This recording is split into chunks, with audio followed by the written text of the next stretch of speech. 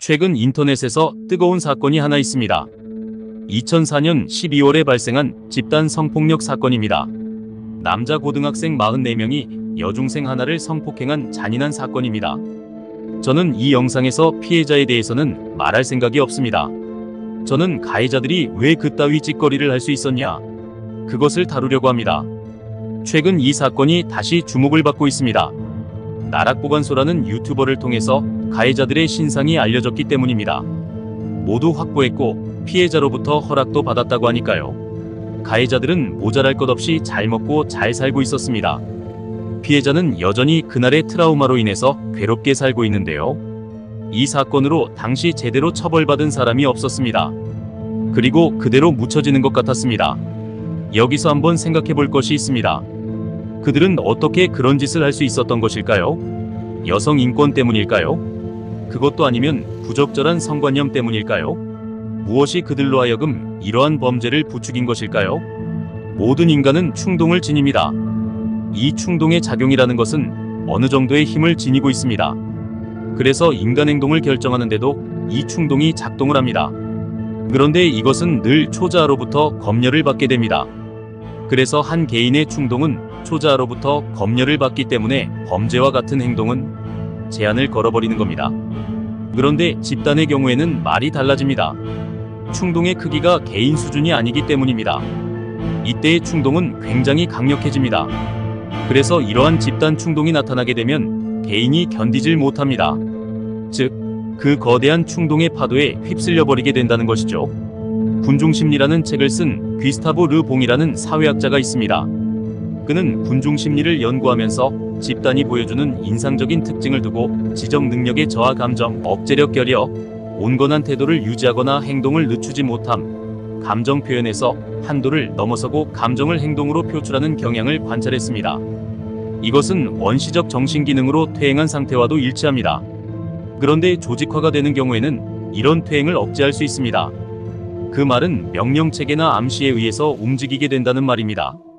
여기서 암시라는 것은 주동자의 행동도 포함이 됩니다. 가해자들은 어땠을까요?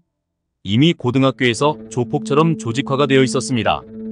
명령체계가 세워져 있었다는 말이고요. 그렇다면 그들의 범행은 명령이나 암시가 있었다고도 생각할 수 있습니다. 그 명령은 우두머리, 즉 주동자에 의한 것이 되겠죠. 그래서 조직범죄와 같은 사건은 아래에 있는 똘마니를 잡아봐야 별 의미가 없습니다. 우두머리를 잡을 수 있어야 그 조직이 와해되기 때문입니다. 요즘 밀양 성폭력 사건의 범인들이 유튜버 나락보관소에게 다른 사람 신상 다 알려줄 테니까 자기만 빼달라는 그런 소리라고 있다고 합니다. 옆에서 보면 정말 우스꽝스럽습니다. 그들은 왜 이따위 볼품없는 행동을 하는 걸까요? 그 정도로 그들이 치사하게 사는 사람이라서 그럴까요? 그들은 왜 그런 볼품없는 꼬락서니를 보일까요? 그들은 집단을 형성했습니다. 그리고 범행 사건을 서로 공유하면서 그 결속력은 우두머리를 중심으로 더욱 끈끈해졌을 겁니다. 그걸로 낄낄거렸겠죠. 그때의 그들에게는 죄책감도 없습니다. 집단이 형성되면서 발생한 거대 충동으로 인해서 그들의 행동은 무비판적이고 비이성적인 것이라고 해도 무조건 받아들이는 상태가 되었기 때문입니다. 당시 뉴스를 보면 44명이 경찰서에 잡혀왔는데도 전혀 느끼지 않는 모습을 보였다고 합니다. 집단범죄에서는 죄책감도 옅어집니다. 그래서 자기가 잘못한 것인지에 대해서도 잘 모릅니다. 옆에서 하니까 다 따라했다는 식입니다. 그래서 더 심한 범죄도 일어나게 되죠. 그런데 이런 경우에 우두머리를 끝장내버리면 집단은 그대로 무너집니다. 프로이트의 표현을 빌린다면 패닉 상태가 된다고 합니다. 이 패닉 상태에 빠지게 된다면 주변의 어떤 명령에도 더 이상 귀를 기울이지 않고 모든 개인이, 나머지 사람들은 조금도 고려하지 않고 오직 자기 자신만 염려하는 상태가 된다는 겁니다. 현재 밀양 사건 가해자들의 꼬락서니에 딱 어울리는 말이죠. 이제 그들에게 더 이상의 감정적 유대는 없을 겁니다. 그리고 그 유대를 대신해 공포가 자리할 수 있습니다. 계속 무서운 겁니다. 감정적 유대가 사라지는 것은 신경증적 공포나 불안의 증세로 나오는 것과도 유사합니다. 무서운데 배려할 수가 없죠. 자기가 살아남는 것에 대해서 급급할 테니까요. 밀양 사건의 가해자들이 남은 여생을 최대한 편하게 보내는 방법이 있을까요? 법적 처벌을 받는 게 최선이지 않을까요?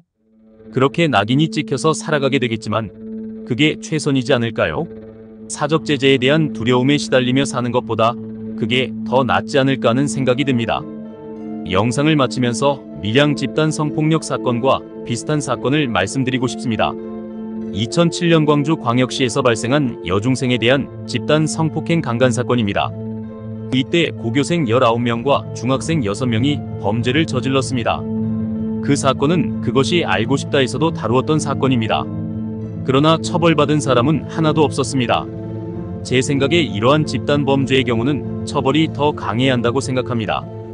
집단이라는 이유로 사회적 질서를 무시하게 된다면 그들은 그것을 당연하게 여길 것이고 그것은 법 질서의 혼란을 야기할 것이기 때문입니다.